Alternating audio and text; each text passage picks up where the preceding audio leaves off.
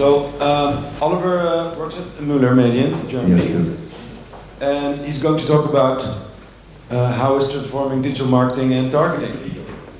And this is the wrong presentation, yeah? He does look good, but not as good. Thank you, Joachim. Especially after last night. I went a bit early. He's going to talk about how to combine on and offline, and a lot of people are experimenting in this field. So let's hear what the experiences are of Oliver and what we can learn. Thank you, Bert. Thank you, Google, as well, because Google already touched quite a lot of topics that I'm going to be talking about as well. As Bert already mentioned, I work for a company called Müller Medien in Germany. We are the largest directory publishing house in Germany, with approximately like 150,000 clients nationwide.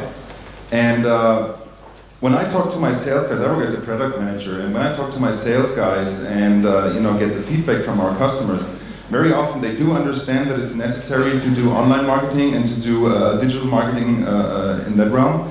But they often tell me, you know what, the most important thing for me is to drive in-store traffic, and that makes me happy that Google already mentioned it, because I think this is the main pain point that our customers have to live up to. And when we think about how data is transforming digital marketing, I think you have to take into consideration that it should, pay or has a different role than in classical marketing. So the thing that we can't tell yet, but what we try to do is, get the missing proof of concept into a real proof of concept, meaning that data can help to drive in-store traffic, and I will show you our approaches and what we try to do to get our customers satisfied. Now, first of all, before I start with this slide, I have to give credit to the local location-based marketing association, and maybe Greg, Azif Khan. He came up with this, sentence or expression. He says, location-based marketing basically is the intersection of people, places, and media. And why I talk about location-based marketing is that, in my opinion, or in our opinion, it's the easiest way to drive in-store traffic, because when somebody is somewhere, and a business might be around that has a special offer, you can give them an incentive to enter the market, to enter the store. So I think this is the reason why it's very important. And from an SME point of view, you always want to know where your customer or your prospect is or has been, and give them then the chance to come into your store. And what you have to consider there, your digital and your physical location might differ, right? So when you look at this this location-based ecosystem diagram, you see in the orange circle the main technologies that you can use to determine location, and in the blue circle you see obviously the different types of media that you have. And the interesting thing about the green circle is that when we look at our publishing house and our company, what we do, actually we're only here in the couponing, and we're only here in the loyalty thing. All the other things we can't cover yet. But there are literally millions of startup companies that offer different services in that area, and the challenge that we have is to incorporate it into our solutions that we have. Just to make it clear once again what I mean by that is that if you look at the typical day in your life, that maybe look like this, right? You wake up at 7 a.m., you look at your alarm clock, which is normally your mobile phone. You drive to the office. You may use a GPS system or a navigation system to get there. Then at 10 o'clock, you switch to your laptop or to your desktop, and you change mails. What I try to come across is that you're constantly switching devices. Right? So you have to be aware of that fact if you want to reach your customer in a certain moment and put it in the right context. So what we do with it, like every other publishing house, I guess in Germany, we're using the different services, like especially Google and Facebook, like the biggest players, and of course we offer services from them too. But the big problem with them is that they are third parties. Right, so they lower our margins, and they got great stuff, they got great data, and we can use. The funny thing is, what they can't tell me is if my digital marketing is really affecting the in-store traffic. At least Facebook can. Maybe Maciek can elaborate a bit more on that if Google is already able to do that and to give you numbers. But Facebook definitely can't yet. So when I think back to my customers, you know, they want results in that terms, and I'm not able to give it to them with Google and Facebook. So what we do is we use the Yellow Pages app and an app called Barku, which is very known in Germany. I guess outside of Germany nobody knows it. It's basically a barcode scanner which has a very large reach, right? We're talking about 20 million downloads nationwide, and it gives us the opportunity to reach a lot of customers over these two channels. We're talking about approximately 25 million. So I'm going to run through some case studies that I prepared and to show you what actually was being done to add up to this goal. This is a project that took place in April this year, and it was called Digitales Durlach. Now I assume nobody knows where Durlach is. It's a part of the town of Karlsruhe in, what is that, Bavaria? I don't know. Anyways, what we did there was, you know, we talked to all the retailers and the small and medium-sized enterprises in that area and equipped them with beacons and with geofences. And you know, we did a huge PR work for that and set up a website and everything and told everybody, look, we have this one open Sunday, and on this Sunday you can come to the town of Durlach and expect to get certain incentives to enter some stores, you know, like stuff like coupons, as I already mentioned, and discounts and stuff like that. So if you look at the results, what it gave us was that, I mean, it was time very limited. I gotta say this, because it doesn't look that much if I say we reached 1,600 visitors, but you know, for that short time frame, it was definitely a lot. And you know, we sent out approximately 5,500 messages, which ended up in 877 transactions. So that kind of was the point of proof for us. It works, right? So you just have to get the customer in the right situation, and then give him what he maybe wants, so we're able to transform this messages. And well, the overall conversion was by 16%.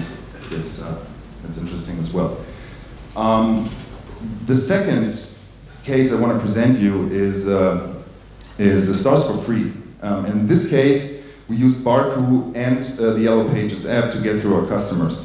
And what we did, or what this was all about, is it was a prize competition where you could win prizes, tickets to a concert which took place in August, and this was over the course of 6 weeks, right? So there was like one limitation. The only way to enter this prize competition was to go into bank branches of Volksbank, which is widely known in Germany. I mean, it's this bank company.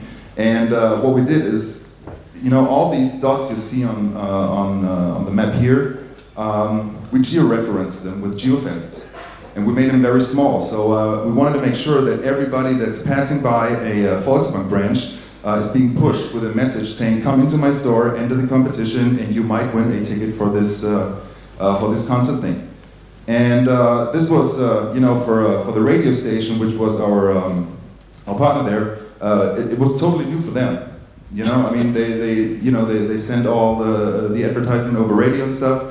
But they never did anything like it before. And what we ended up with was that we reached 20,007 visitors, and this was over a course of 6 weeks, as I said already, and sent out 8,000 push notifications.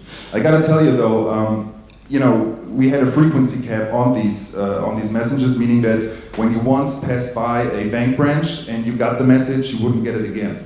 Right, so you don't want to annoy your customers and, you know, pushing the same message all over again, because it doesn't going to help you to get more visitors into your store.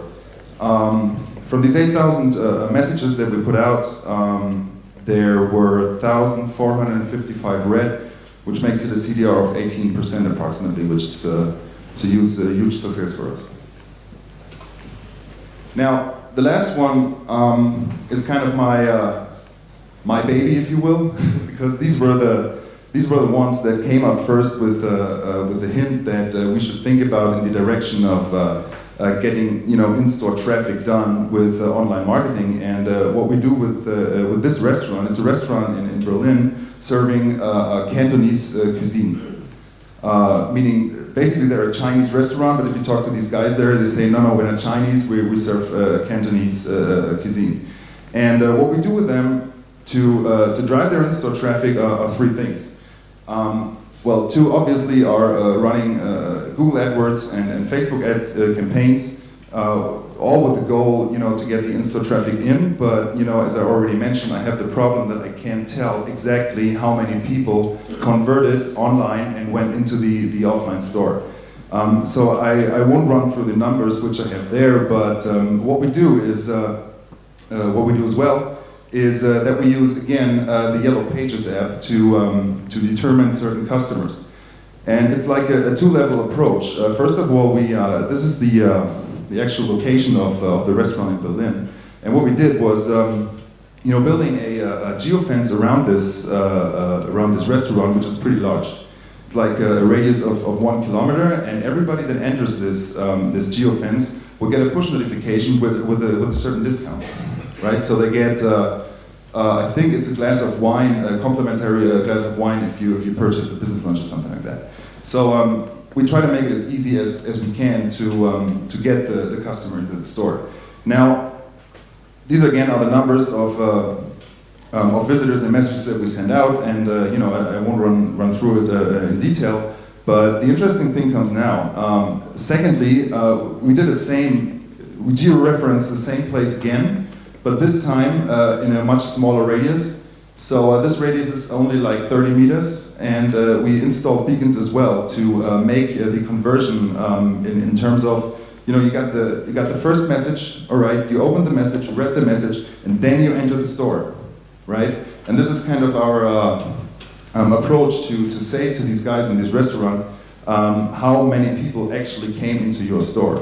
And it kind of works pretty well. I forgot to mention what happens afterwards. If we find that a user has a dwell time of more than 30 minutes, he gets another message after 24 hours directing him to the Yelp side of the restaurant, asking for an opinion and to put it up there.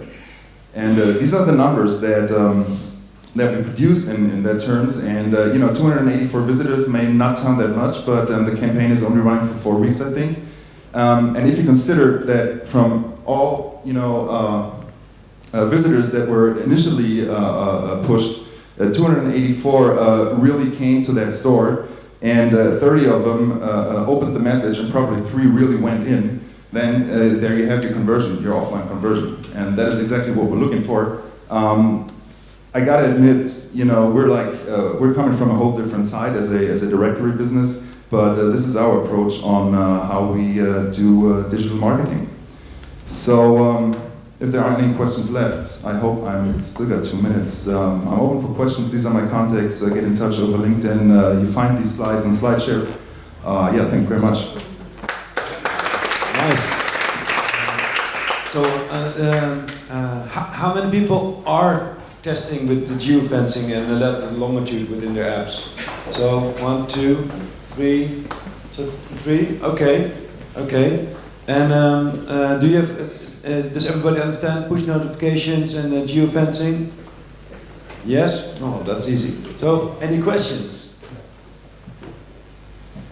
Everybody wants to go home, I guess. So what piece of advice would you give to these people when they start testing with this? What's the thing that they need to figure out when they're going to test this and try to sell this later on? Well, I mean, to put it in a larger scale, in a larger perspective, we already talked about content and this and that is an important thing. But I think there's a certain saying: content is king and context is queen. So you might have your content, but you have to put it in the right context, and the same goes for location, right? Let's say you're a lingerie store. It doesn't make any sense to target any males at all. Maybe somebody will get in and buy something, but your target audience are women in the first place. And that is something you have to consider when you configure your campaigns. And don't get on your nerve, avoid push spam. That's basically the learnings that we had of this. A lot doesn't help a lot. So that will be my 2 advice. Okay. Give a big hand to Oliver, product manager at the Meetup.